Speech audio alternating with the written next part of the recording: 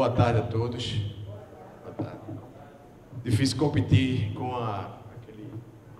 aquele sentimento de siesta que temos às vezes, né, depois do almoço, todo mundo mais relaxado, né? Sempre é mais difícil fazer palestra nesse horário. Mas também é muito difícil fazer na hora que as pessoas estão com fome. Então, tem duas opções. Ou a gente fala depois do almoço ou antes, e não farei com que vocês fiquem com raiva de mim, como lá em Salgueiro, no último evento da UVP, em que nós nos prolongamos tanto que atrapalhou o almoço de todo mundo. Mas queria agradecer primeiramente ao convite, novamente, do caríssimo José Barbosa, presidente da UVP, dizer que do agradecimento especial por ele ter, primeiramente, lá em Salgueiro, confiado na possibilidade de eu fazer essa apresentação para os vereadores. A gente ainda não se conhecia pessoalmente, já tinham tratado sobre questões político-eleitorais pelo telefone, mas ele confiou na possibilidade de eu fazer a apresentação, e eu acho que de fato, deu tudo certo, foi exitoso. Eu agradeço, Josinaldo, pelo convite novamente para vir essa segunda oportunidade aqui na União de Vereadores de Pernambuco. Queria agradecer também a meu dileto amigo Felipe Sampaio por ter vindo aqui fazer uma presença de última hora, eu o convidei, mas o presidente da OAB, aqui da subseccional de Caruaru, e eu como advogado gosto de dizer sempre que toda vez que eu chego numa cidade eu peço licença para entrar ao presidente da OAB local, e fiz isso hoje, liguei cedo para Felipe e disse: presidente, estou entrando na sua terra em Caruaru, peço licença para entrar aqui. E ele disse: não só precisa de licença não, eu já vou lhe encontrar para a gente conversar e prestigiar o evento. Expliquei qual era o evento e ele fez questão de vir aqui. Agradeço, Felipe, sei de seus compromissos e quero lhe agradecer aqui por ter vindo. Felipe foi um guerreiro que foi eleito em novembro do ano passado, juntamente com a chapa que eu faço parte, que representa o presidente Ron Duarte, presidente da OAB Pernambuco. Ele foi eleito aqui em Caruaru e passou um perrengue grande, e mais do que ninguém sabe da importância do direito eleitoral na vida das pessoas. A eleição dele foi suspensa, ele só tomou posse agora no dia 9 de maio, 16 de maio, e todos tomaram posse 1º de janeiro, e ele e Salgueiro foram as duas cidades em que a OAB teve suspensão por decisões judiciais. Então, passa o advogado, que mesmo que não atue no eleitoral, passa a entender a dificuldade que um vereador, um prefeito, um político tem nas suas lides diárias entre lei, justiça e o direito eleitoral. Mas deu tudo certo, né, Felipe? Está tudo certo, as situações se consolidaram. Felipe é o presidente da OAB de Caruaru e vai cumprir o seu mandato até o fim. Mas o que Felipe passou é uma matéria que importa a todos vocês. Eu lá em Salgueiro tive a oportunidade de falar, mas eu fiz uma viagem histórica sobre toda a história do direito eleitoral, para chegar nos direitos políticos, e o pessoal, a mesa e alguns vereadores olhavam para mim e diziam: que hora vai chegar na prática, né? Que hora vai chegar no cavalete, no tempo que pode, né? Na reeleição do vereador, no registro de candidatura, na condenação por improbidade administrativa, quando é que vai chegar nessa parte, né? E eu lá falando de direitos políticos, da origem do problema, e o pessoal queria, de fato, a prática. E essa é a tônica do direito eleitoral. O direito eleitoral, acima de tudo, é um direito muito ligado à prática política. Não dá para a gente falar de direito eleitoral só em teoria. É um direito muito próximo da realidade das pessoas, mesmo que alguns não sintam essa realidade tão próxima. Mas é próximo, porque o cidadão, ao completar 18 anos de idade, é obrigado a se alistar e integrar um colégio eleitoral. Passa ele a ser um cidadão pleno quando ele recebe o título de eleitor. Isso é um ato de direito eleitoral. Há uma regulamentação do direito sobre a vida nossa. Nossos valores são potencialmente modificados a partir do momento que a gente é cidadão pleno, ou seja, aquele que recebe o título de eleitor. E a cidadania só é plena porque até então você é protegido pelo Estado, não como cidadão, mas como ser humano, como qualquer ser humano é. Você é protegido, você como menor recebe do Estado uma proteção, mas você não tem voz perante o Estado. Você recebe do Estado a proteção à integridade física, psíquica, à sua integridade moral. Você recebe o direito à vida, que é o principal, dignidade, ou pelo menos o Estado deveria garantir, essa figura que a gente transferiu, a convivência, a regulação da convivência social, a gente transferiu para uma entidade. Alguns falam lá numa opção, contrato social, uma transferência que foi feita para uma entidade criada, uma ficção, que é o Estado, mas nós transferimos para alguém a responsabilidade de cuidar da vida coletiva. E essa transferência, a primeiro momento, vem como proteção. Protege-se o direito do cidadão, o direito à vida, o direito ao próprio, antes até do nascimento, né? Toda essa proteção, essa gama de proteções, são proteções que o Estado dá ao cidadão antes mesmo dele ter força perante o Estado. Dá pela condição de ser humano. Mas quando você passa a integrar o colégio eleitoral com o seu alistamento, você passa a ter voz perante esse Estado. Você tem direito a reclamar perante esse Estado. Você começa a ter direitos políticos. E a partir daí se reconhece a cidadania. E o direito político não é só o direito de votar, não. Integrar o colégio eleitoral é dizer que você tem a partir dali o direito de votar e ser votado. É o direito de escolher o seu representante e também de ser representante. Essas duas opções, esses dois lados da capacidade eleitoral, a passiva e a ativa, o direito de votar e ser votado, é o núcleo central dos direitos políticos. E eles, em regra, são atingidos, são os primeiros a serem atingidos quando se está diante de um ambiente não democrático.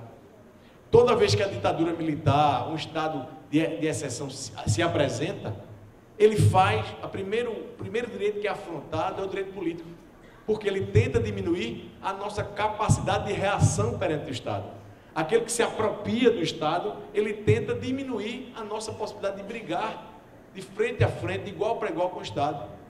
É a discussão sobre, tem um livro um clássico de um professor que, uma coincidência boa da vida, é um tio meu que é professor da UNB, Marcelo Neves, constitucionalista de Moncheia. Tem um livro que é a briga de Tênis e Leviatã, é a briga da justiça contra esse monstro que foi criado, que é o Estado. Como é que figura, como é que a gente resolve esse problema, que o Estado ficou tão grande no Brasil e chegou a ser excessivo, a ser excepcional, a ser excludente, muitas vezes, mais das vezes, no caso do Estado Novo, no caso da ditadura militar, em tantos e tantos casos. E não é só no Brasil, isso é no mundo todo. As democracias foram atingidas em vários lugares, numa onda antidemocrática, principalmente no começo do século passado. Levou a Hitler e levou a outras totalitárias de esquerda, de direita, de qualquer matriz. Todos foram mundos. Primeira regra que se fazia contra um cidadão era tirar dele a condição de cidadão. Era diminuir a condição de reclamar perante o Estado. Era diminuir a possibilidade de um cidadão ter representante. Era ainda mais diminuir a condição de um cidadão ser representante. Essa é a lógica de um Estado ditatorial. Ele tenta nos atingir no núcleo central dos direitos políticos. Ou seja, tenta impedir que a gente vote e que seja votado. E aí passa um momento de democracia. E eu estou fazendo aqui um breve histórico rapidíssimo para chegar no ponto da prática política. O cidadão, quando se alista, ele recebe um catálogo de direitos políticos. Ele recebe o direito de brigar com o Estado para dizer: eu não quero esse representante, eu quero esse representante aqui. Eu vou votar nesse partido, eu não vou votar nesse aqui. Ninguém pode ser obrigado a se filiar a um partido político, por exemplo. Ninguém pode ser obrigado a se reunir ou deixar de se reunir em função de uma atividade política. Diversos direitos também são garantidos pela Constituição brasileira pós-redemocratização, pós-ditadura militar, funcionamento dos partidos políticos, reconhecimento da cidadania a todos os cidadãos maiores de 18 anos, inclusive os analfabetos que não tinham nessa época, antes de 88, o direito de sequer votarem. Hoje é facultativo. Os menores entre 16 e 18 foi a eles permitido o direito de votar. O colégio eleitoral brasileiro foi ampliado. Quase todas as pessoas no Brasil são eleitoras. Há uma proximidade muito grande entre população e eleitorado. Isso é uma das maiores conquistas da Constituição de 88. É dar o chamado sufrágio universal. Todo mundo pode votar. Só não pode votar os menores, os incapazes e aqueles que foram condenados criminalmente enquanto durar a pena. Se eu quero ele fora da convivência social, ele também não pode estar na convivência política. Aquele que foi considerado improbo, sofreu uma ação de improbidade, foi cassado dos direitos políticos, também sai. Ele não pode ser gestor público, ele também não pode viver na convivência política. Essa regra da suspensão do direito político é autorizada por todos os tratados internacionais de direitos humanos. Quando alguém atinge esse núcleo, ou seja, não tem idade suficiente, ou é um incapaz, ou é afastado do colégio eleitoral, não definitivamente, só suspendido os seus efeitos, esse cidadão está numa cápsula diminuta, ele está numa redução da cidadania. Ele é um cidadão menor, porque ele não tem integridade do seu direito, ele não pode reivindicar, ele não pode votar, ele não pode ser votado, ele não pode tirar passaporte, ele não pode passar em concurso público, ele não pode pegar financiamento do sistema de financiamento público de habitação, ele não pode participar nem de concurso, nem de cargo comissionado. Todas essas pessoas são incapazes, eles só têm o direito à proteção. Ele não pede o direito à vida, ele não pede o direito à sua integridade física, mas eles perdem esse núcleo fundamental que são os direitos políticos. Essa regra, ou seja, essa redução da sua capacidade só pode haver perante a Constituição. É diferente dos estados de exceção. Na ditadura, se tira por qualquer motivo. Eu sou presidente do Instituto Egídio Ferreira Lima, lá de Timbaúba, pessoa respeitadíssima, foi vereador de Timbaúba, começou como juiz de direito, deixou de ser de juiz de direito para ser vereador da cidade de Timbaúba. Depois foi ser professor da Faculdade de Direito do Recife e deputado estadual. Egídio Ferreira Lima, vivo ainda hoje, quase 90 anos de idade, é uma das figuras mais respeitadas no Brasil, com a integridade moral que tem. E Egídio Ferreira Lima foi cassado dos seus direitos políticos pela ditadura militar. Foi cassado da sala de aula, deixou de ser professor da Faculdade de Direito, deixou de ser deputado estadual, foi cassado por suas opiniões políticas, não podia votar sem votado. Depois, com a redemocratização, com a anistia, ele voltou a ser deputado federal, foi constituinte e foi um dos mais importantes participantes da Constituição, cuidou exatamente do catálogo que cuida das nossas instituições que estamos aqui a debater. As estruturas de poder, os órgãos políticos, os três poderes, executivo, legislativo e judiciário, foram regulamentados no catálogo que Egídio Ferreira Lima foi o relator. Então é importante lembrar essa história para dizer que quando alguém quer atingir a força do povo, atinge não o direito humano, no sentido só da proteção à dignidade da pessoa física, da pessoa física, a dignidade humana, mas atinge também, por outro viés, o direito político. Para atingir a pessoa, atinge via direito político. A ditadura chega a um momento que vai além disso, sai da restrição do direito político e entra na vida pessoal, mata, exime, tira a vida das pessoas, tortura, como aconteceu no Brasil, na Argentina, no Chile, em tantos lugares do mundo como Portugal. Sai, mas o primeiro ambiente que eles atacam é o direito político. Mas a gente também tem democracias que atingem o direito político. Tem momentos que os vícios fazem homenagem à virtude, ou seja, uma ditadura, ela faz eleição, como foi na ditadura militar. Tinha justiça eleitoral funcionando, mas era tudo faz de conta para eleger dois partidos que não podiam ser chamados de partidos e que tinham que dar sustentação ou ser contrários, era uma oposição autorizada, que era o MDB e a Arena, para funcionar perante o Congresso Nacional, perante o Estado. Havia uma homenagem, entre aspas, que o vício fazia a virtude. E hoje parece que a virtude fica fazendo homenagem aos vícios. A democracia brasileira vive ou sofrendo ataques no direito político, ou fazendo, por outro lado, restrições a esse direito. Parece que a virtude, que é a democracia, faz homenagens aos vícios. Tem um ranço ditatorial dentro da legislação eleitoral. É isso que é o ponto central para a gente chegar na prática, na vida prática de vocês.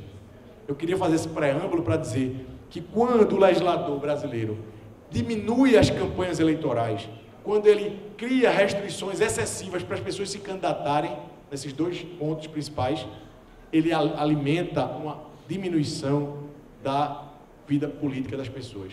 Ele restringe os direitos políticos dos cidadãos ao diminuir as campanhas eleitorais para 45 dias, impedindo a liberdade de expressão. E vem o legislador e o judiciário e o Ministério Público na mesma equívoco de premissa, ou seja, de equívoco de opção, segue uma linha totalmente equivocada ao restringir ainda mais do que a lei restringe, diminuindo mais ainda o direito de vocês e o direito da gente, no caso eu como eleitor, de ter acesso à informação política. Quando o legislador, por um lado, restringe a propaganda eleitoral, o horário eleitoral, o tempo de campanha, os instrumentos de comunicação política, ele faz com que diminua-se a concorrência e faz com que se consolide no poder aqueles que já estavam, principalmente no Congresso Nacional, diminuindo a capacidade de um terceiro, daquele que não tem o poder, daquele que não tem a máquina administrativa partidária, de concorrer, impedindo de concorrer a vereador, no caso contra vocês, mas por outro lado, impedindo que vocês, vereadores, ascendam a outros cargos, modifiquem a sua posição política, passem a administrar, a representar não só a cidade, mas todo o estado, por exemplo, como deputado estadual, como deputado federal, como presidente, governador, prefeito, que seja. A restrição hoje, que ajuda um, amanhã atrapalha. Justamente porque o legislador pensa em diminuir a concorrência. Se a gente for fazer uma análise, como eu disse, todos no Brasil, quase todos são eleitores, por outro lado, pouquíssimos ou quase ninguém pode ser candidato.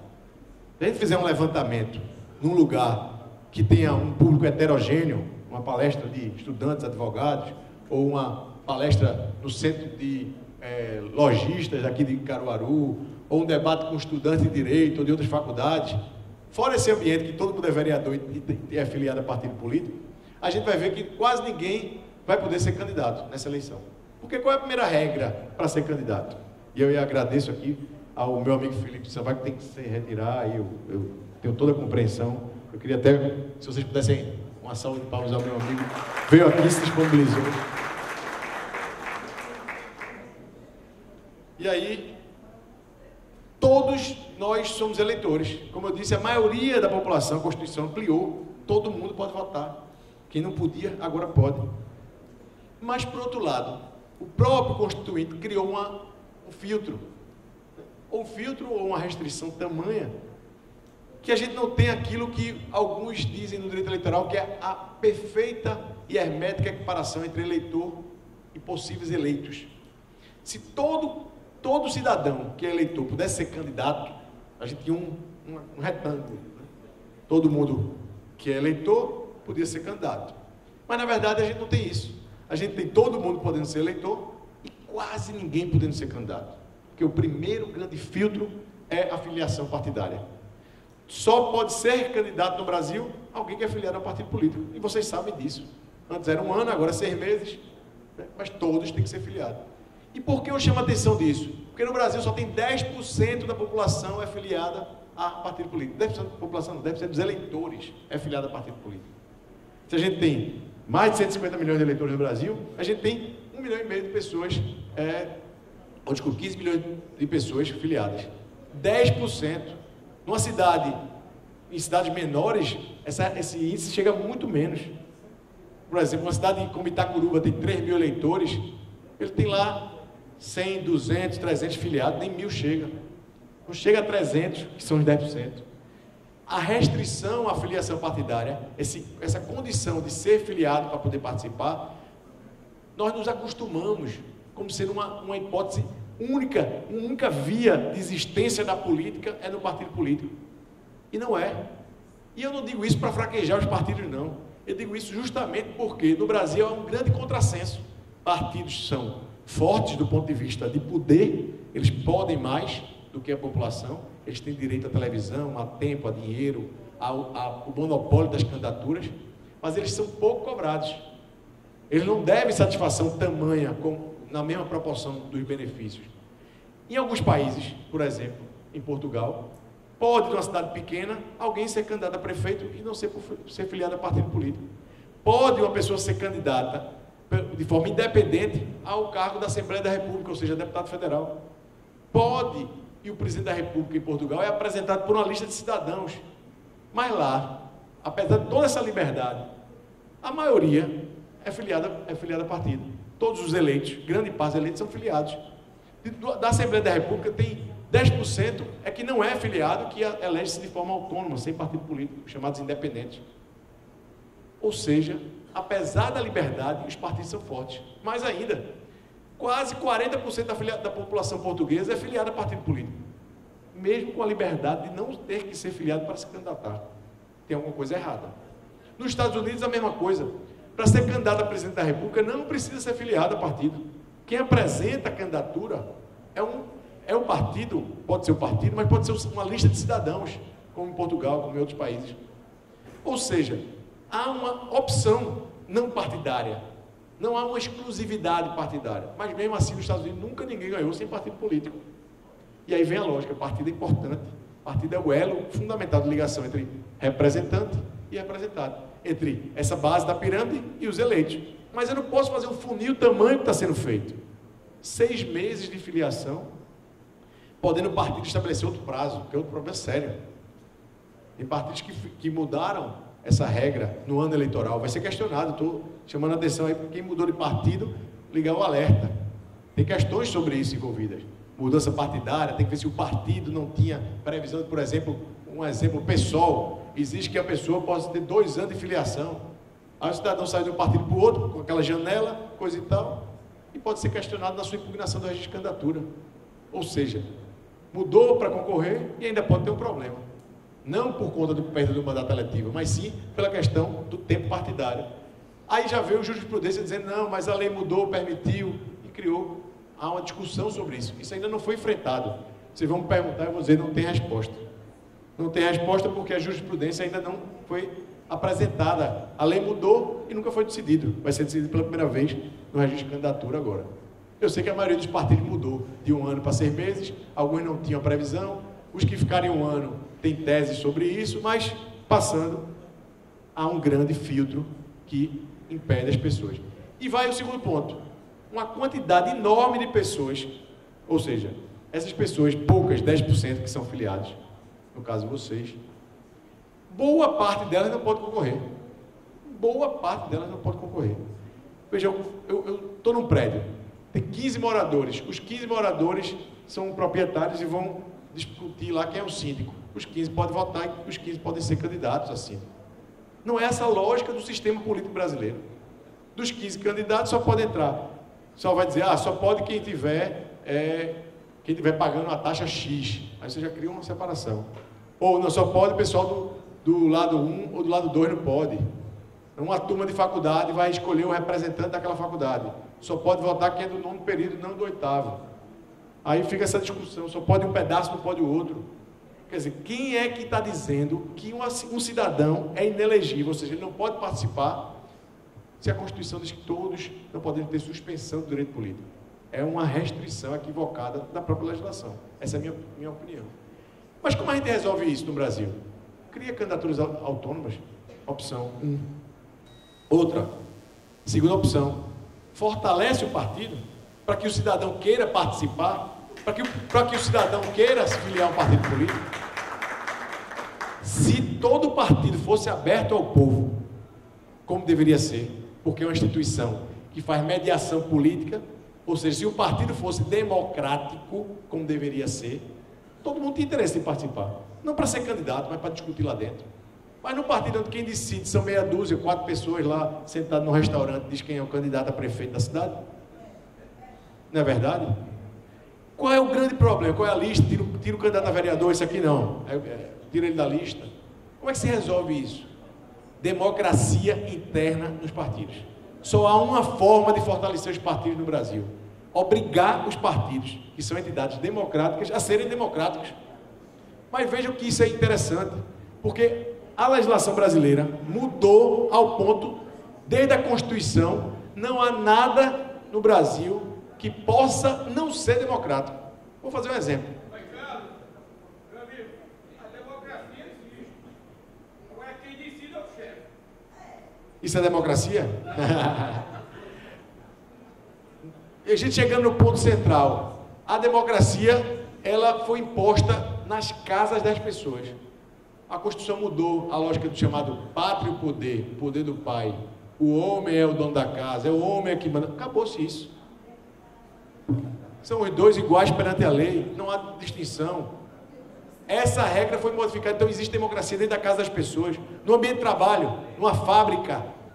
Pode o trabalhador ser explorado sem direito à voz? Não, foi modificado. Os direitos sociais foram garantidos, o direito à justiça, acesso à justiça do trabalho, conciliações prévias nas fábricas, tudo isso já foi garantido pela Constituição. E o que foi que a Constituição não fez? Impor democracia interna nos partidos.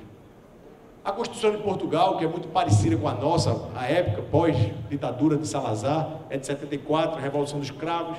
76 foi a Constituição Portuguesa. Na Constituição Portuguesa também não tinha. E os partidos começaram a se encastelar, se fechar, se oligarquizar. Mas chegou um momento que foi modificado com a emenda constitucional dizendo: é obrigado a ter democracia interna. Para escolher um candidato a prefeito, tem que botar os filiados para votar. Para escolher a lista partidária, que ela é fechada, não é lista aberta, tem que colocar para votar, os filiados participarem. Isso é democracia. É feito nos Estados Unidos, que previamente escuta não só os filiados, até pessoas que não são filiados podem opinar na candidatura de presidente da República. Veja como isso é diferente. A gente está aqui em processo de reclusão. E aí, porque o povo não tem acesso aos partidos, o povo faz o quê? Vai às ruas, vai reclamar, como em 2013, porque não tem aonde reclamar, vai para a rua gritar. Às vezes sem pauta, às vezes sem discussão política. Aí vai à rua recentemente tirar uma presidente, depois outro grupo vai defender o presidente, criar uma dicotomia política que às vezes sem aprofundar a temática, leva aos discursos de ódio muitas vezes. O discurso só do tirar por tirar e não do tirar por que tirar. Qual é a lógica do tirar? Esse alerta que eu faço é que vocês todos são partidários. Vocês todos sabem o que eu estou falando. São ou ativos nesse problema ou sofrem por esse problema. É importante chamar a atenção que a democracia há de ser modificada sob pena de a gente ter um problema maior lá na frente. Porque nas ondas contrapartidárias se criam as grandes ditaduras. No momento que a população não se vê no Congresso Nacional e no partido político, ela faz, o que é que ela faz em regra na história do mundo? Revoluções. Ela toma o poder, seja cortando a cabeça, como na França, seja criando partidos totalitários, como na Alemanha ou na Rússia, de esquerda ou de direita. Quando há déficit de representação, o povo reclama. Uma hora isso vai aparecer. Uma hora isso vai aparecer. Está aí a demonização da política. Vocês estão aqui, e eu sou um advogado que atua há muitos anos no direito eleitoral, mais de 14 anos. Há 16 anos exatamente, no direito eleitoral. Sou advogado e político e vejo hoje um momento crucial na história do país. Seja porque o legislador equivocou-se, ou seja intencional, há um processo de demonização da política. Havia uma apatia política até então. As pessoas não queriam saber de política. Política é coisa ruim. Agora virou um processo de negativa da política. Não é só coisa ruim, eu tenho que jogar pedra na política. Isso vem a legislação dizendo que campanha eleitoral é feia, é suja e é cara, por isso que não deve ter. Aí o legislador vai e reduz. Aí vem o juiz e o Ministério Público diz: tem que tirar mesmo, e reduz. E vem a imprensa e taca pedra na política, no político. E vemos aí situações de prisões arbitrárias do advogado, do político, de todo mundo. Isso faz com que pessoas de bem queiram se afastar da política. E pessoas de bem se afastando da política, cada vez mais, vai gerar o quê? Oligarquias, pequenos grupos, aqueles que mandam, se perpetuando no poder. Se eu reduzo a campanha eleitoral, se eu trago a campanha de 3 meses para 45 dias, eu impeço a população de ter acesso à informação política. Se mais ainda, o legislador faz isso e o judiciário e o Ministério Público querem restringir ainda mais, dizendo que vocês não podem se comunicar com a população agora na fase de pré-campanha, mais ainda a população vai ter dificuldade de ter acesso à informação. E só vai ser eleito, em regra, principalmente a nível federal, o político que já é famoso, que já é conhecido, ou a celebridade do momento. Tiririca, os cantores, os artistas, os videomakers, os youtubers. A tendência do Brasil vai ser eleger um concurso de celebridade, não um concurso político para escolher o seu representante. Essa é outra grande preocupação que nós temos. Restringir a comunicação política ao ponto que chegamos é um problema que vai levar ainda mais à demonização da política.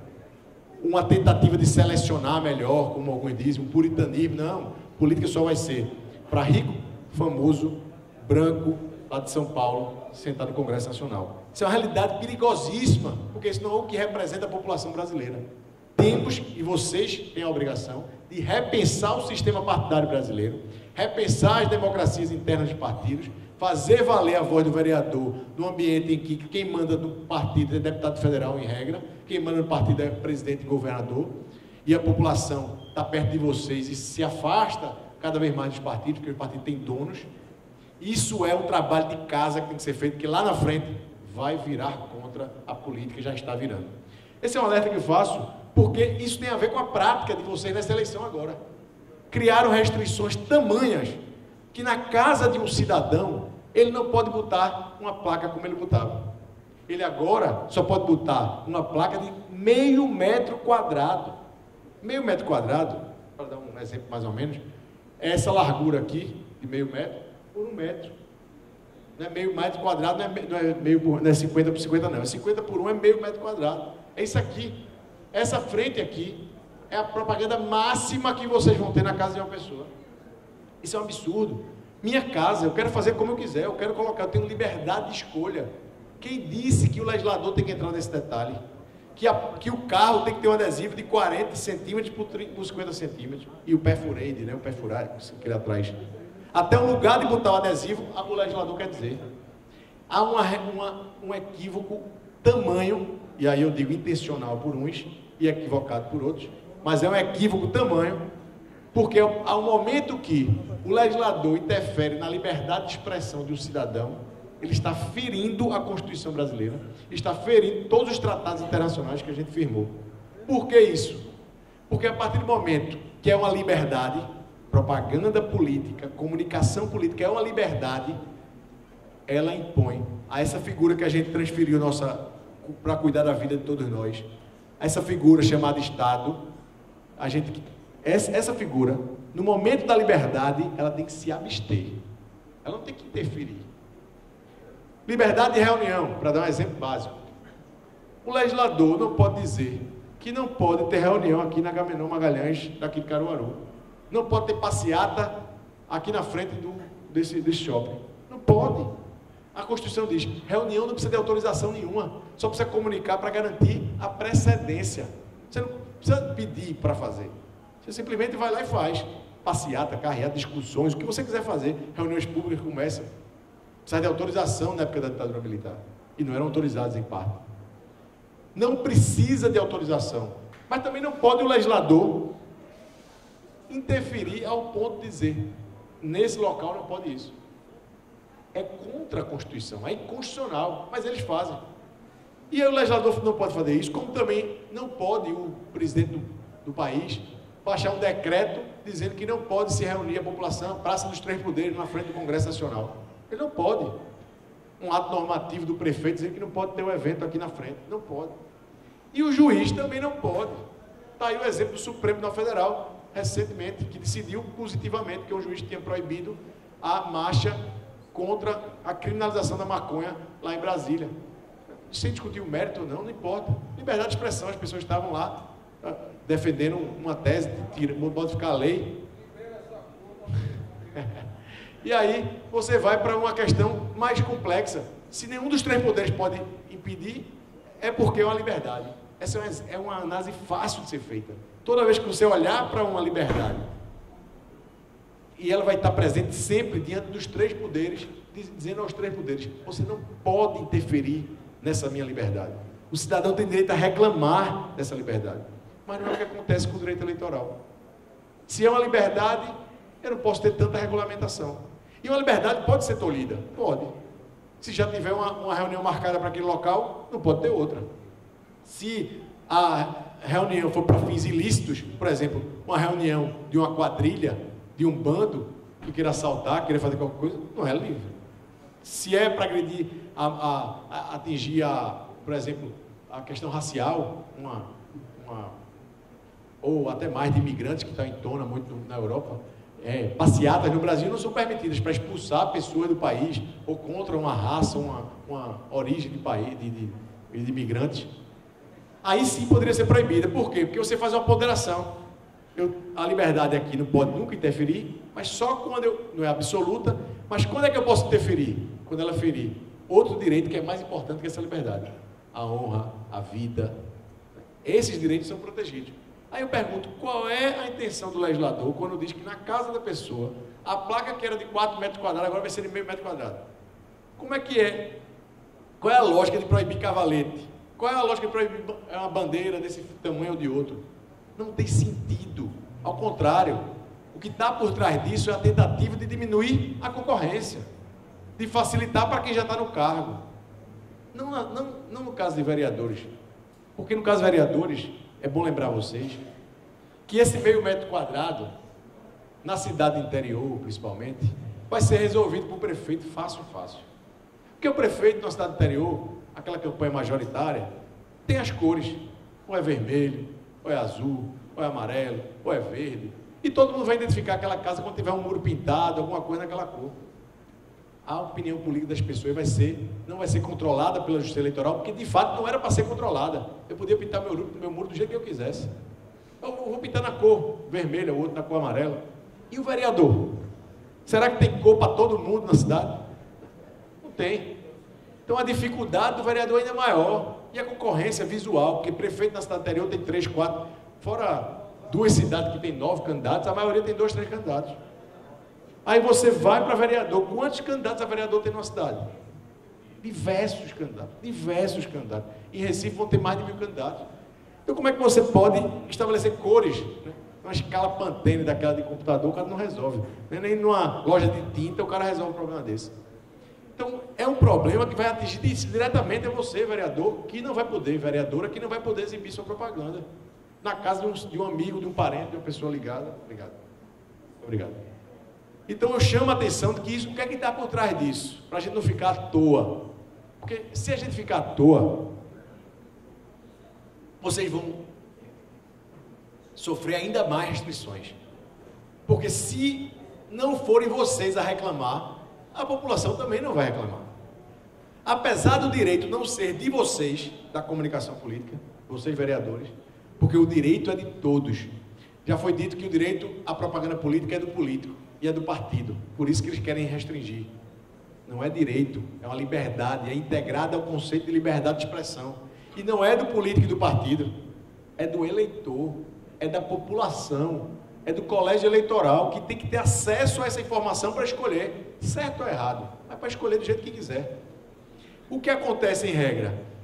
Há uma percepção equivocada e acha-se que o cidadão não tem nada a ver com o problema, que ele é o afetado por essa comunicação política, que ele não gosta de política, que ele não gosta de propaganda eleitoral, que acha tudo caro, sujo e feio. Não é verdade. Dou exemplos aqui, Santa Cruz do Capibaribe, por exemplo, quem conhece bem a realidade lá.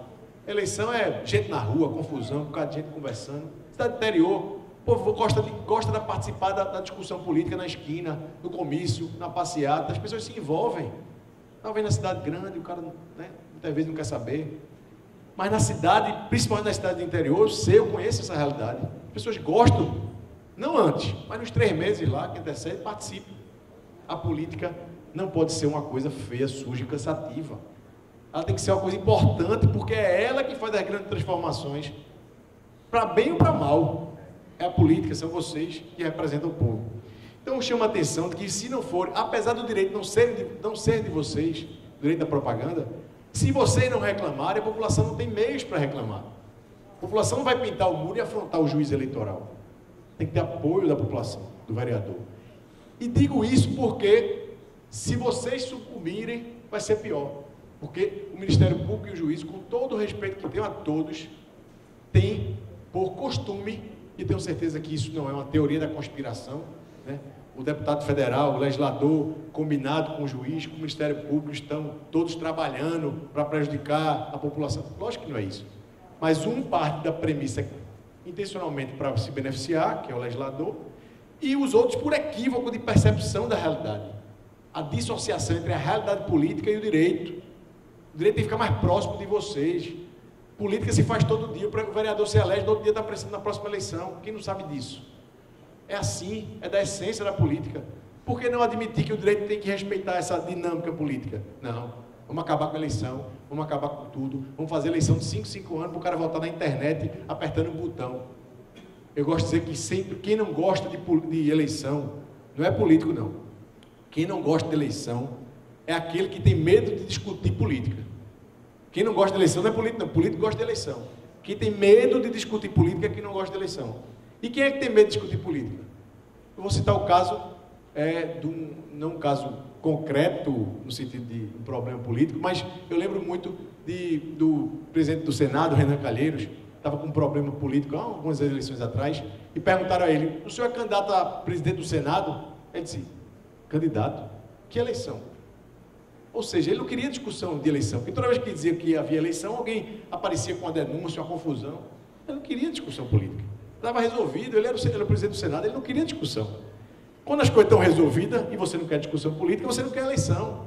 Mas quem gosta de eleição, quem gosta da disputa, que respeita as opiniões diferentes, que se coloca à disposição do povo, não tem nenhum medo de eleição, não tem medo de política. E é isso que está causando essa lógica que está sendo implementada. O magistrado e o Ministério Público vão convocar vocês nessas eleições para dizer que é para acalmar o problema, pacificar a cidade lá que está tendo muita disputa, e vão fazer o seguinte, assinem aqui comigo o termo de ajustamento de conduta eleitoral. Vocês vão firmar aqui dizendo o seguinte, na rua Agamenon Magalhães, aqui em Caruaru, no dia de segunda-feira vai passar a coligação X, na terça a coligação Y, e na quarta a coligação Z, na quinta outra coligação, e vai regulamentar. Vai dizer também que na rua tal, não pode passar de jeito nenhum. E vai dizer lá que o comício terá que ser alternado. Um dia você faz lá perto do Pátio do Povo, no outro dia você faz lá no Alto do Moura, no outro dia você e tal. Depois rodízio e tal. Quem disse que vocês podem assinar um documento desse? Quem disse que eles podem propor um documento desse? Não tem nenhum lugar na legislação que autoriza isso. Nenhum lugar na legislação que autoriza políticos assinarem termo de ajustamento de conduta eleitoral. Sabe por quê?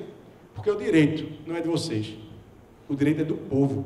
Quando o direito não é seu, isso é uma premissa do direito, quem atua na área sabe, não se pode dispor de direito alheio. Não precisa nem ir para o direito. Você não pode dispor de coisa que não é sua. Se o direito é da população de ter acesso à informação, por que você vai assinar um termo dizendo, não vou fazer nesse dia, nesse dia, nesse dia? Quando chega um candidato lá no meu escritório dizendo, eu assino, o presidente do partido fez uma regulamentação lá, eu discordo, porque eu todo dia quero botar carro de som, porque meu eleitorado gosta de carro de som. Aí outro diz, eu não boto nada, meu eleitor é muito chato, não gosta de carro de som não, só gosta de anúncio de jornal. Beleza, cada um gasta como quiser, é a liberdade de meios. Se a gente tem liberdade de conteúdo, pode falar o que quiser, desde que se responsabilize pelo que disser, mas eu posso falar o que eu quiser, não tem censura prévia no Brasil. Por outro lado, falta, que é justamente esse ponto, liberdade de meios. Se a senhora tem uma candidatura para vereador na cidade e sabe que naquele eleitorado o bom é carro de som, a senhora usa carro de som. Se o senhor sabe que naquele lugar precisa ser uma comunicação de internet, vai fazer comunicação de internet. Quem tem que dizer isso é o político, a escolher os meios a fazer a sua comunicação, para chegar melhor perto da população, para ela escolher. Aí vem o legislador, que já restringe demais o trabalho de vocês de convencer o povo de que é o melhor para aquela opção, para aquele cargo. Além do legislador, vem o Ministério Público e Judiciário e faz ajuste de conduta. Aí chega o partido, o presidente do partido assina lá, para a coligação proporcional não vai ter carro de som. Aí chega lá, o cara, vereador, bota o carro de som para circular lá na área rural, que o pessoal gosta de ouvir, tal, a música dele, do jingle, o jingle dele é famoso já. Aí ele leva uma sanção, apreende o carro de som e diz que não pode circular ali. Eu entro com mandado de segurança lá no Tribunal Regional Eleitoral, vários entrei nesse sentido. Não existe fundamentação, não pode, nem pode o TAC, nem pode o juiz eleitoral baixar uma normativa dizendo isso. Ele pode regular, e como uma atividade de juiz da propaganda, o xerife da propaganda, o juiz que tem o poder de polícia, não é a polícia comum, é o poder de retirar alguma propaganda irregular, ele pode apreender, se estiver acima do volume, se estiver parado na frente da igreja, do hospital, na frente da escola, se estiver funcionando com um acesso a um comício, pegar um trio elétrico e ao invés de usar ele parado no comício, sair fazendo uma carreata, uma machadrilha, guedrilha, dessas que tem aqui em Caruaru, no de São João. O cuidado que tem que se ter é a forma que você vai usar. Tem limite para isso. O decibéis, o volume. Mas não pode você dispor de um direito que não é seu. Dizer assim, não farei propaganda em carro de som. Isso é um acordo de cavalheiros, como se dizia antigamente. Isso não vale nada. Um acordo feito com direito que não é seu, não pode ser, não ter validade. O direito é do eleitor de ter acesso. Então, é o primeiro, outro alerta que eu faço aqui para vocês. Não podem dispor de direito que não é de vocês. Assim vai fazer uma regulação. Todos os políticos chegaram na cidade, disseram que não vão fazer comício dia de sábado, porque é o dia da feira, é uma confusão danada. Ok, não façam. Mas não pode impedir um que resolveu fazer, com toda a dificuldade que vai gerar, no sábado, que é o dia que o eleitor dele, que é rural, vem para a feira na cidade. Essa é a dinâmica da política que vocês conhecem mais do que eu. Ninguém faz uma coisa que não vai chegar junto do povo. O cara quer chegar junto do povo, ele sabe a forma. Ninguém bota um carro de som na porta de uma casa que sabe que tem uma pessoa doente. Se você conhece a cidade, você sabe que ali já tem uma pessoa assim. Você conhece o negócio. Então, chegando dentro dessa realidade prática que o direito eleitoral exige, a gente tem outros pontos que foram demasiadamente restritos para vocês. Além da questão da propaganda, que depois eu posso bater uma bola aqui, tirar uma ideia com vocês sobre alguns temas mais peculiares, sem ser caso concreto, tem outra questão importante, que é a restrição, como eu estava falando antes, da participação mesmo de se candidatar. Eu tive a oportunidade no Tribunal de Contas, tem um colega que estava lá, e viu, debatendo no Tribunal de Contas sobre isso. O excesso que é as normas que tratam da inelegibilidade dos candidatos. Se existe um filtro grande, que é o partidário, tirando todo mundo, ainda existe outro que impede a maioria da população de ser candidata. Essa parte já que é filiada, ainda tem outras restrições. Então vamos lá. O cara tem restrição para ser candidato, tem que ser filiado ao partido. Além disso, tem outras restrições, que eu vou falar agora. E depois de conseguir ser candidato, ele tem restrições no exercício da comunicação dele. Ele não pode falar do jeito que quer, não pode chegar onde quer, porque tem proibição de botar cavalete, não pode botar placa de 4 metros quadrados na casa da pessoa, não pode isso na internet, não pode aquilo, e fica cheio de limitações. E aí eu vou para essa faixa do meio. Ainda existe outro problema, que são as inelegibilidades. O cidadão é vereador. E aí vai ter um bocado de caso parecido aqui. O cidadão é vereador. Aí o presidente da Câmara autorizou diárias ou subvenções que foram distribuídas aos vereadores. O vereador não é administrador daquela conta. Ele recebe, gasta e presta conta ao presidente da Câmara. E todos os vereadores são julgados, mesmo sem direito à defesa, pelo Tribunal de Contas, como contas rejeitadas. E aí passam a ser inelegíveis, porque a conta de vereador não é submetida a nenhum outro crivo, a que não seja o próprio Tribunal de Contas. Fica todo mundo elegível. Você não se defendeu, você não sabia o que está sendo julgado ali, quem deveria responder era o presidente da Câmara, mas todos os vereadores são chamados. São chamados à responsabilidade. E pior, você na época não deu a importância porque você não tinha dimensão normal, ninguém imagina isso, que num julgamento de conta que você nem sequer era o ordenador de despesa, você retornasse inelegível. Aí chega lá, se registra, apresenta o registro de candidatura, e lá do registro de candidatura, o Ministério Público diz, não, você é ficha suja, é inelegível, tem condenação em segunda instância dentro do Tribunal de Contas, dizendo que você tem vício insanável na sua conta e ato doloso de improbidade com devolução ao erário e dano ao erário. Eu nunca me defendi disso, eu nem sabia que tinha isso tudo. E aí você, além de participar dessa eleição, você passa mais 8 anos inelegíveis, porque a lei diz isso. Há um excesso nessa percepção. Primeiro, do legislador. Segundo, da aplicação da lei. Legislador por quê? Com todo respeito a quem acha que a ficha limpa foi boa, foi excelente para o país, não foi nada disso. Ao meu sentido, não foi nada disso. A lei da ficha limpa, ela tem um viés moralista e que leva a uma demonização da política. Esse é meu pensamento. E eu digo ele a partida, para ninguém ter dúvida do que eu vou dizer. Eu tenho certeza que é inconstitucional a condenação de uma pessoa antes do trânsito de julgado. Eu, como advogado, entendo que só depois do trânsito de julgado. Mas não. Todo mundo acha que condenou, todo mundo que defendeu. Condenou em segundo grau, já pode aplicar a sanção. E é assim que tem a prática. A lei da ficha limpa adotou no Brasil a antecipação dos efeitos da condenação criminal ou da condenação de improbidade. E no Tribunal de Contas também. Julgado pelo Tribunal de Contas, um vereador pode se tornar inelegível por aquela eleição em mais 8 anos. Ou, se o julgamento foi agora, pode se tornar elegível por 8 anos. E se ele foi prefeito, as contas julgadas irregulares, e as contas não foram submetidas à Câmara de Vereadores? Não, essas contas já arrumaram outro jeito. Antigamente, toda conta de prefeito tinha que ser submetida a vocês, vereadores. Era uma forma de controle do Legislativo sobre o Judiciário, até porque o Tribunal de Contas é órgão auxiliar do Legislativo. Mas não, conseguiram modificar também e tiraram uma parte da responsabilidade de vocês. Deixaram diretamente ligado ao Tribunal de Contas. Então, separa-se a conta de gestão e a conta de governo, e a conta de governo, que é aquela que tem os limites e tal, é submetida a vocês. E a conta de gestão, a que tem despesa mesmo, basta uma decisão do Tribunal de Contas dizendo que ela é irregular, com vício sanável, com improbidade administrativa, para o prefeito, no caso, ou o ex-prefeito, deixar de concorrer nas eleições. E o TRE, quando vai julgar isso, julga sem fazer a análise exatamente, sem fazer, ao meu sentir, a análise correta da aplicação. Por quê? No meu sentir, o TRE, quando analisa inelegibilidade, ou seja, dizendo que vocês não, ou nós não, nenhum de nós pode ser candidato, ele tem que olhar com aquela visão. Todo mundo é eleitor, quase ninguém pode ser candidato, porque já tem um filtro grande. Pega aqueles que tem que ser retirado, condenado por improbidade, condenado criminalmente, ok, tirava, mas agora não. Além desses, tem os que estão em trânsito ainda. A ação de improbidade ainda está em trânsito, foi julgado em 2º grau, já aplica nele. Condenado criminalmente em 2º grau, já aplica ele.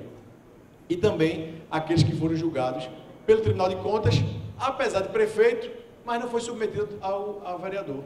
E acontece o quê? Esse julgamento, o Tribunal de Contas, ele olha o extrato do julgamento, o TRE, olha o extrato do julgamento e diz: isso aqui é inelegível, esse aqui não é. E como é que ele faz isso? O julgamento de contas é longo, é demorado, deve ter direito de defesa, prova pericial. O julgamento do TRE não.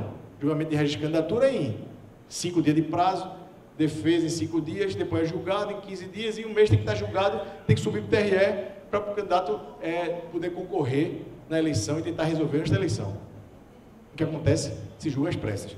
Pega lá, o julgador do TRE olha para o julgamento do Tribunal de Contas, para o acórdão do Tribunal de Contas, não vê nem a auditoria toda, e diz assim: esse cara deixou de aplicar aqui um percentual de 25% na educação, ele aplicou 20%, é inelegível. Isso aqui é improbidade. Deixar de botar dinheiro na educação é improbidade. Aí tira o candidato, ele fica inelegível. Na verdade, meu sentido, o que eu tenho defendido é que o Tribunal de Contas tem que cravar no julgamento a nota de improbidade, para o tribunal só poder dizer que o cidadão é inelegível se tiver dito lá por aquele órgão que julgou com profundidade. Como também vocês, como também a Câmara de Vereadores, quando julgar as contas do governo, do prefeito, tem que dizer que tem uma nota de improbidade ali, devolução erária, foi improbo, pegou dinheiro público, tem que devolver tantos milhões, e por isso é julgado irregular aquela conta dele. Para poder o presidente o colegiado do TRE ter um argumento para dizer, porque se ficar maldito, ou seja, o dito pelo não dito, quem vai decidir tudo é o TRE, e é muita força, é muito poder para um órgão que vai julgar muito rápido o processo. Então, quando julgar, ou quando forem submetidos ao julgamento, tentem cravar ou se liberar, depende do caso, da onde vocês estiverem, a nota de improbidade. Tirada essa discussão, que eu acho que é importante, a gente vai chegar para finalizar e abrir o debate na matéria que tem a ver com outro problema que atinge o núcleo central da política, que é o bolso. O bolso, que é um problema sério. Eu falei da origem dos direitos políticos, da questão da importância das candidaturas, de quem deve ser eleitor, ser candidato, essa lógica. Falei da propaganda eleitoral, da comunicação desses dois, entre eleitores eleitos e candidatos. Falei de partido político, falei de propaganda eleitoral, falei agora de inelegibilidade e quero chegar ao final falando justamente do problema que aflige a todos vocês, que é o problema do bolso. E esse ano vai ser complicado. Digo isso porque vocês já fizeram, a maioria aqui já fez várias eleições, né? E eu também já participei de muitas. E essa é a eleição que vamos ter o maior problema do ponto de vista de arrecadação e gastos eleitorais. E digo isso, não estou de assustar vocês, Mas no tom de alertar para que vocês se preparem. As eleições se avizinham, já começaram, está na porta da casa.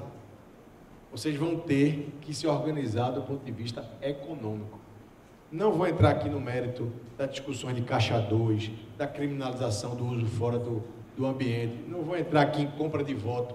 Tudo que for à sombra do direito, as escondidas, eu não vou tratar, né? Porque isso aí para mim é caso de polícia, é caso de outras coisas. Então, Caixa 2, não é que eu estou fugindo da realidade, não, eu conheço a realidade. Conheço a realidade prática de vocês, da gente, de todo mundo. Eu só estou dizendo que não dá para tratar da matéria que é escusa de forma transparente. Não dá. Né? Transparente, a gente trata das coisas que devem ser transparentes. O que é escuso é problema de quem faz as escondidas, é que se resolva depois com polícia, com outras coisas que sejam.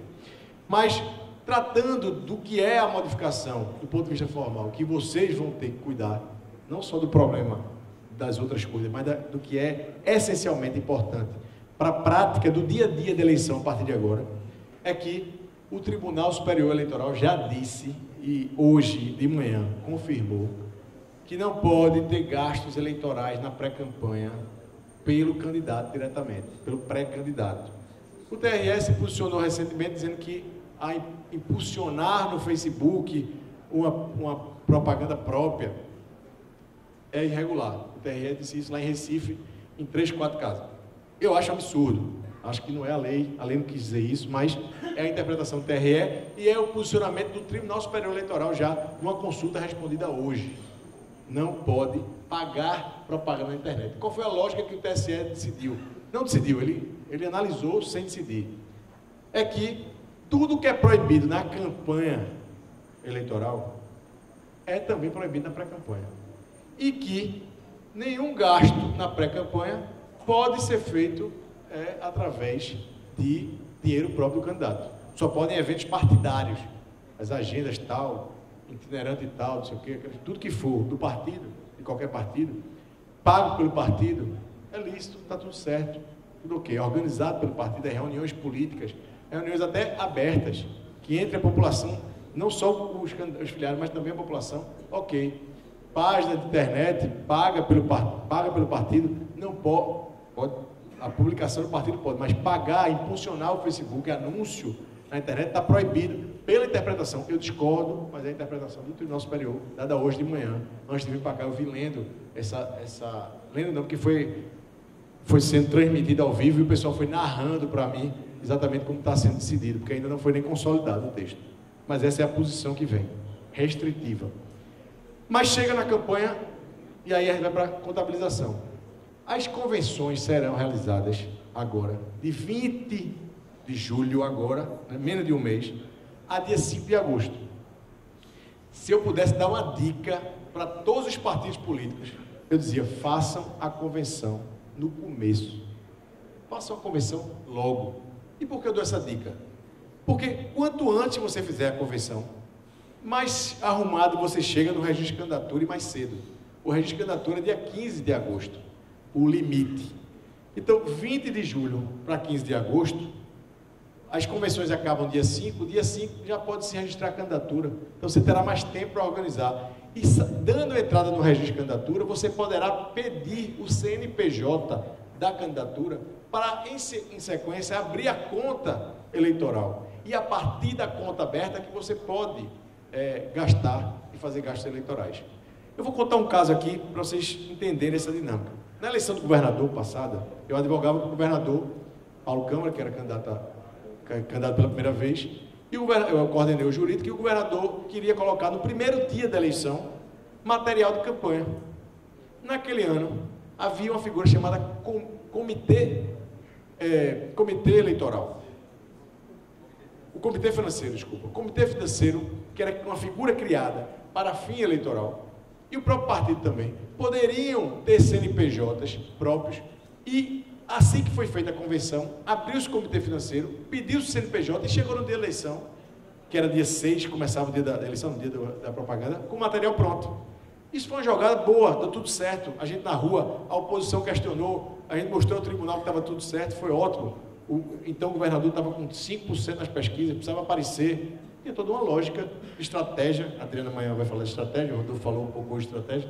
Rodolfo falou um pouco de estratégia de comunicação. Então, há uma estratégia e a gente se viu do ponto de vista jurídico a isso, deu certo e foi aprovado.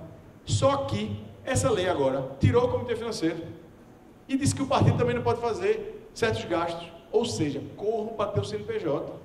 Porque se você deixar para registrar dia 15 de agosto, você vai dar entrada no pedido de CNPJ no dia 16, já começou a campanha, dia 16, aí vai sair lá para o dia 18, aí você vai abrir a conta, o banco tem 3 dias para abrir a conta de todo jeito, mas pode sair antes, vamos ver 3 dias, será 20 e tanto, aí começa o horário eleitoral, já no dia 26 de agosto, você já não tem nem como fazer o jingle do rádio, porque você não teve tempo de fazer, porque você agora também mudou o sistema de contabilização dos gastos eleitorais.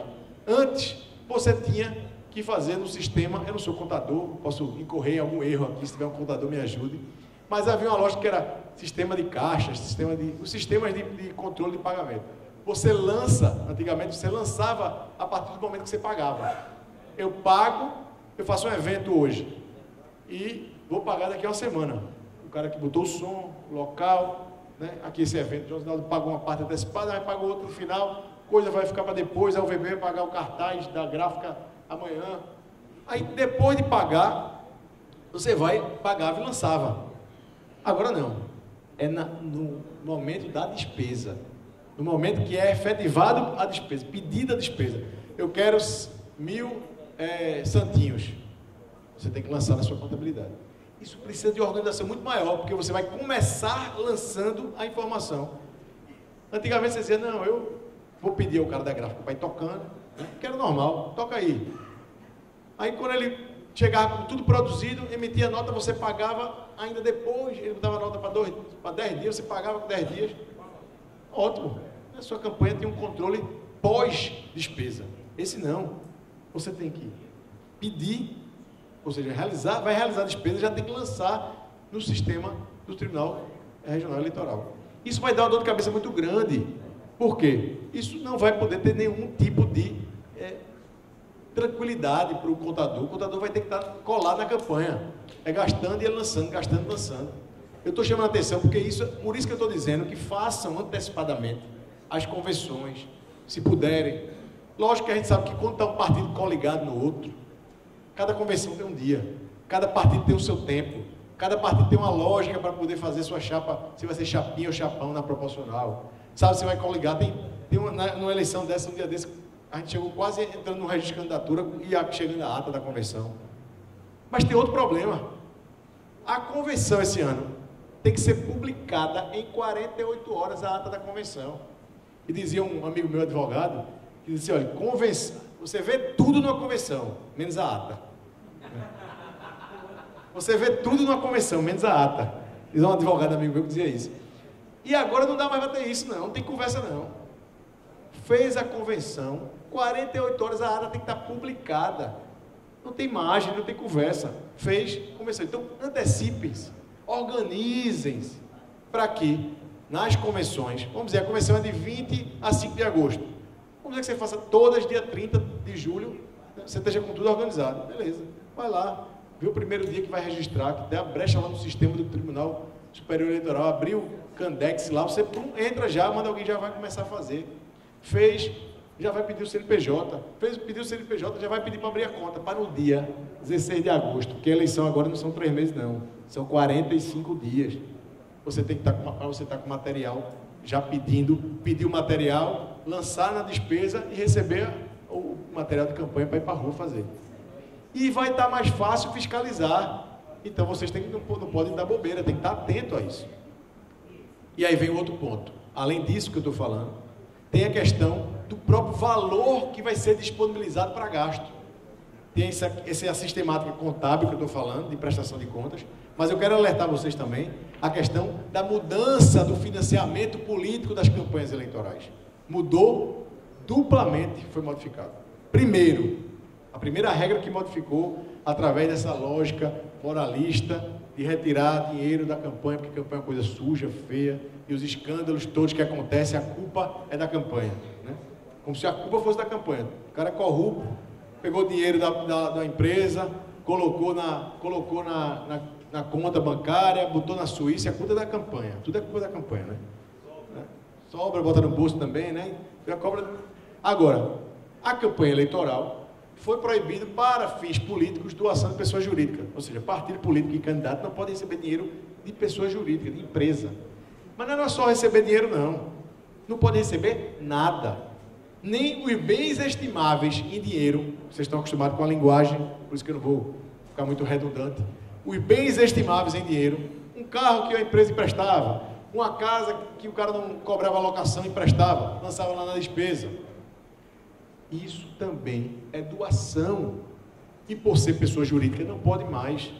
Vai ter que contratar, vai ter que ter contrato de locação. Eu contando isso para o empresário um dia desse, ele disse, ainda bem, eu nunca consegui cobrar, porque sempre ficava dizendo, não, rapaz, que é isso? Então, agora eu vou cobrar, porque minha casa é boa, eu vou colocar para locação, e eu vou cobrar dessa turma para pagar o comitê lá. E ele sempre, todo ano ele emprestava, e agora ele não vai poder mais emprestar, ele vai ter que cobrar. Quem gosta é o empresário, né? Quem não gosta é o político, que tem que gastar mais. Mas a pessoa física pode dar bens estimáveis em dinheiro. O empresário, se for em nome dele, pode ir. Tanto que ele pode doar também. A doação privada não acabou. Não estou falando, volta a lembrar, não estou falando de doação por fora, de problema de caixador, de polícia federal, o que for. Estou falando de a doação que tem recibo eleitoral, aquela que deve ser feita, certa, ela, escriturada, tem que ser por pessoa física. Pessoa física, partido político, ou seja, o partido doando do fundo partidário, e o candidato que pode doar para a sua própria campanha. Bom, resolvido, pessoa jurídica está fora. Segundo assunto, isso vai dar um problema já, porque vai diminuir o fluxo de capital, né? Se tirar as pessoas físicas e diminuir o dinheiro do fundo partidário, a política vai morrer por inanição, né? Por falta de dinheiro. E dinheiro na política é importante, porque se não vem de um canto, vem de outro. E se a política é impedida de entrar, ela fura a barreira. É comum. Nos Estados Unidos, quando proibiram a doação de pessoa jurídica, houve a maior, e foi com o tempo, aqui foi de supetão, no Supremo Tribunal Federal, mas lá houve a maior distribuição de receita, de lucros, de dividendos, entre os empresários. As empresas ampliaram a doação para os empresários para eles fazerem doações eleitorais, porque a pessoa física podia, e a pessoa jurídica não, quando teve uma proibição lá em 1940 e pouco. Depois eles criaram sistemas chamados PECs, que são os comitês de arrecadação. Não pode pessoa jurídica dar dinheiro, então foi o seguinte, vamos juntar gente que pode receber o dinheiro e doar. E aí criaram um sistema de arrecadação que quem é a favor do aborto, quem é contra o aborto, aí fazia um grupo de trabalho, esse cara arrecadava e financiava candidatos que eram defendentes ou contrários àquela tese. Ou seja, a água descendo o morro, né, é incontrolável. Você vai botar uma barreira e ela vai furar. Eu acho bom botar barreiras. Você não pode deixar a doação como era a JBS, Friboi, que distribuía o dinheiro para todos os candidatos a presidente da República, concorrentes entre si, milhões e milhões.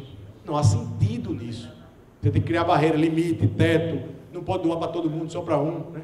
Ter fidelidade na doação. Tem alguma lógica nessa doação, mas hoje não é o que agora proibiram tudo.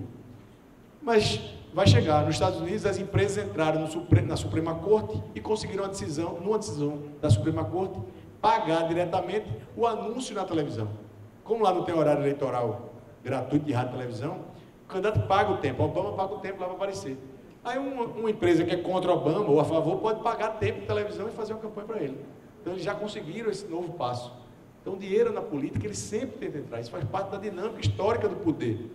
A gente tem que só controlar e fiscalizar. Mas foi proibido tudo. E aí o pessoal fala, não, agora vai ser o laranjal de pessoa física. Eu digo, rapaz, o cara vai ter que ser corajoso. O cara chamar 1000 pessoas para dar R$1000 para esse cara, para ele depositar na conta dele, da conta da campanha, tem que ter muita coragem. Chamar várias pessoas para depositar várias vezes nas campanhas, para encher o dinheiro dele, que ele vai fazer voltar. É muita coragem. O Polícia Federal, todo mundo filmando tudo, é muita coragem. Gilmar Mendes deu uma declaração no Ministro Supremo, disse, estou com medo que eu acho que esse ano vai ter o risco de ser o laranjal de CPFs. Eu não acredito nisso. Segredo de 2, de mais de 3 não existe, né? Segredo de 2 não existe. Imagina com não sei quantas mil pessoas. Eu acho que não vai ser assim. Quem fizer assim tem uma coragem que eu não sei de onde está buscando. Agora, outra coisa importante, Doação de pessoa física. Não há problema. Doação de pessoa física é possível. 10% do que a pessoa recebeu do ano anterior. Ah, mas o fulano de tal ele não é meu parente, tem 18 anos, 20 anos, ganha pouco. Ele é isento. Ok, o Tribunal Superior Eleitoral já disse. Se o cidadão é isento, e hoje não tem mais aquela declaração de isento, o isento simplesmente não declara. Se ele é isento e doar, e alguém for questionar isso, ele vai dizer simplesmente o quê? Eu estou na margem. Qual é a margem para uma pessoa não declarar? O tribunal entende o seguinte: se a pessoa acima de 20 e poucos mil, agora de cabeça eu não saber, 25 mil, não precisa declarar imposto de renda, fora as outras situações obrigatórias, como detentor de patrimônio, alguma coisa, mas sem renda até 25 mil, não precisa declarar. Não declarando, quer dizer que ele pode ter arrecadado de 0 a 25 mil. E o Tribunal Superior entende o seguinte: essa pessoa pode doar até 10% do patrimônio, da arrecadação dela. Isso amplia o mundo, porque sabe quantos por cento são das pessoas no Brasil? 70% da população não declarou imposto de renda. Está isento, porque a maioria da população não tem acima de 25 mil anos. Não recebe mais de R$2.000 por mês. É a realidade da população brasileira. Então, essa é uma coisa importante. Agora, vai ser fácil isso? Vai ser assim? Não. Porque toda vez que ele doar e não tiver na base da Receita Federal, quando chegar lá na frente, vai ser chamado para explicar. Aí vai ter que chamar um advogado para defender, vai dar um trabalho danado. Então, é importante ter em mente que não é proibir a pessoa que é isenta doar. Ele pode doar. Agora, ele vai ser depois provavelmente chamado para explicar por que doou sem estar dentro da base da Receita Federal. Estou só fazendo esses alertas para todo mundo ficar ligado. E para arrematar a tampa de cal, né, como dizem, para acabar com tudo, veio também um teto. E veio por descuido da própria política. Eu gosto de dizer sempre que essa demonização da política, esse problema das campanhas eleitorais, é fruto de uma má percepção, ou até de uma intencional percepção, cabe a vocês analisar, do próprio legislador federal. O legislador federal, ele fica sempre entre a opinião política, ele joga uma lei da ficha limpa, e fazer coisas absurdas lá, de restrição tamanha, que ao meu sentir é intencional para diminuir o volume de concorrência. Eu digo isso porque tem uma frase que eu gosto muito, que até um dia desse foi dita pelo ministro, hoje ministro da Transparência, ex-ministro Torquato Jardim, que disse: rapaz, não tem no mundo lei eleitoral sempre é feita pelo aquele beneficiário. Em qualquer lugar do mundo, a lei eleitoral é feita por aquele que se beneficia, o deputado. Então não tem nada solto na lei eleitoral. E eu gosto de dizer o seguinte: no direito, não tem uma palavra na lei que seja vã. Não tem nenhuma palavra solta no direito. Eu digo, no direito eleitoral não tem uma vírgula. Então, uma vírgula tem algum motivo para ter. Né? O cara proíbe uma coisa porque tem intenção de proibir. O legislador faz isso de propósito. Às vezes para atender ao interesse público, a pressão política popular, às vezes para dar um freio de arrumação, porque o negócio estava saindo do prumo. Como era o limite de gastos numa eleição? A lei eleitoral dizia o seguinte: todo ano vai ser criada uma lei para as eleições dizendo qual é o teto. Desde 1997. A Lei 9504/97 disse isso. Vai ser criada uma lei para dizer todo ano. Eleição de vereadores e prefeitos, o teto é tanto para vereador, tanto para prefeito.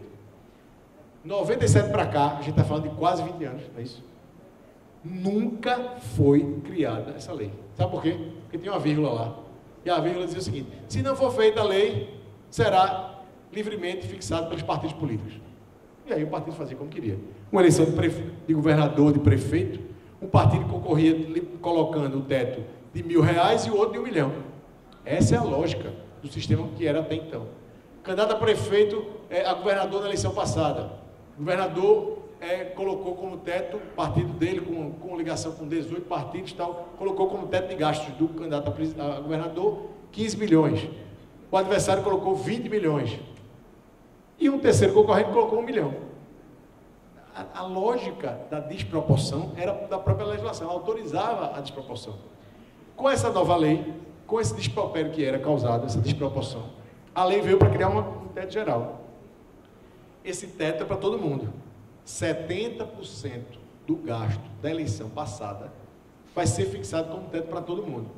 Então, a eleição de Recife, né, que eu conheço bem, já trabalhei, vou trabalhar novamente.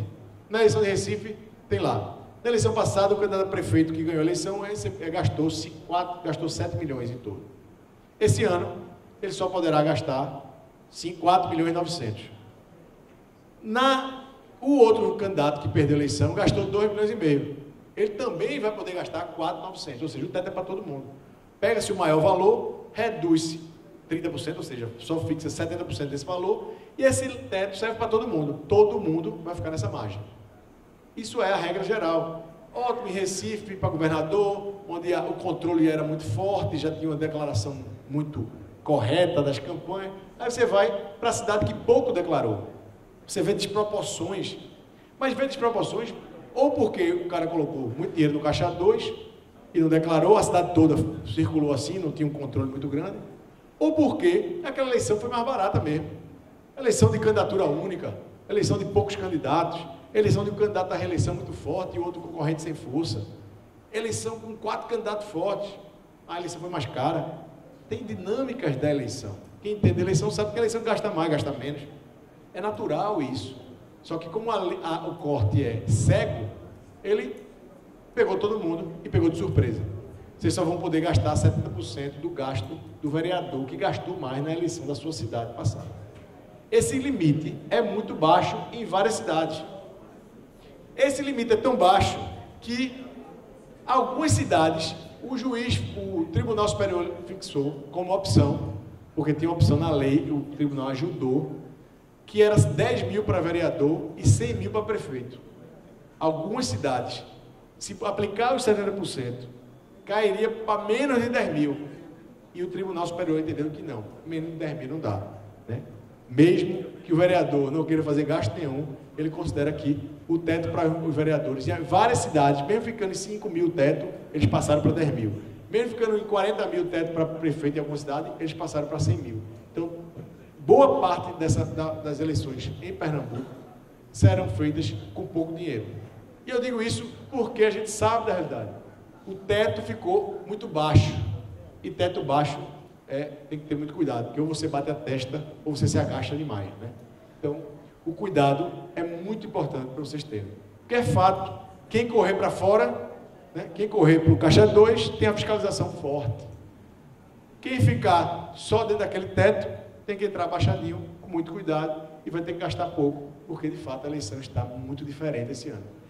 Mas posso apostar com vocês, essa eleição, por ser tão complicada e tão difícil como vai ser, porque vereadores, como disse lá em Salgueiro, parece que é o lombo de burro, né? Eles cobram para descer a lenha, é o vereador, é o teste, é o piloto de teste de uma máquina nunca testada e incendiária, que é essa eleição agora, que a gente não sabe o que vai acontecer. Eu só tenho uma certeza, na eleição de 2018 não vai ser assim. Os deputados federais vão modificar, no próximo ano, toda essa legislação. Então vocês vão passar um aperto grande para mostrar que essa forma de voto de eleição não vai funcionar bem. A frase é essa. E pior, o pior que eu sinto, e não foi só isso não, o caso recente, a tentativa de mudar o voto para sistema distrital misto, todos os testes que querem fazer é com o vereador, que é aquele que é o mais próximo da população, aquele que ouve de tudo, mas é aquele que sofre com bucha muitas vezes. Mas chegando ao finalmente, depois de toda essa explanação que eu quis dar uma geral sobre tudo, eu quero lembrar vocês que esse limite de gastos está no site do TSE. Vocês têm que olhar a cidade de vocês, o cargo de vereador de vocês, vai ter lá o valor exato. Só tem uma vantagem. No dia 20 de julho desse ano, no site do TSE, vai ser feita uma correção monetária. E essa correção, porque a lei impõe, vai ser feita referente ao ano da eleição passada, 2012. Então ela vai dar uma subidazinha aí para aliviar um pouco os gastos eleitorais. E para finalizar, de verdade agora, a contabilização das cidades pequenas, até 20 mil eleitores, ou 10 mil eleitores, agora não lembro, também será mais simplificada, não será tão complexa como era, facilitando um pouco a vida, principalmente dos vereadores que têm limitações. Mas lembrando, aí fazendo uma piada de brincadeira, mas 2 categorias profissionais conseguiram sair desse limite. Não foi lobby dos advogados, mas é de essência da candidatura. Todo candidato tem que ter advogado e tem que ter contador. É obrigatório, porque senão você não consegue apresentar suas contas e prestar contas.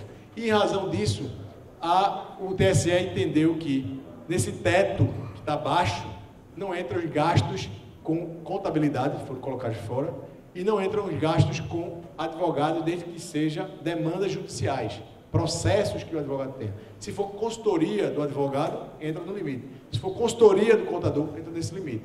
Então, na verdade, é o seguinte, o que é obrigatório por lei foi tirado do teto para permitir que vocês possam gastar energia ou gastar o dinheiro, especificamente, com propaganda eleitoral, com convencimento da população. Para finalizar de verdade agora, eu agradeço a vocês, coloco-me à disposição para fazer um debate agora sobre temas específicos. Não posso responder casos concretos do prefeito da cidade tal, que está com a conta inelegível, está inelegível ou não está, porque eu posso ser advogado de um lado, advogado do outro, ou estaria cometendo alguma irregularidade ao dizer de um processo que eu não conheço. Agora, perguntem o que vocês quiserem sobre temas gerais, sobre problemas da propaganda, problemas de registro de candidatura. Estou à disposição. Lembrando sempre, filiação, o primeiro debate, o primeiro ponto que eu tratei aqui com vocês, para mim é o mais caro, é o mais importante. Não teremos democracia plena no Brasil se não forem modificados os partidos políticos. Não adianta nada disso que a gente disse, das reclamações que vocês fazem, desse encastelamento do Congresso Nacional em relação a vocês, vereadores, inclusive, que não escutam as demandas de vocês. Isso tem a ver, imagino que sente a população em relação aos deputados federais.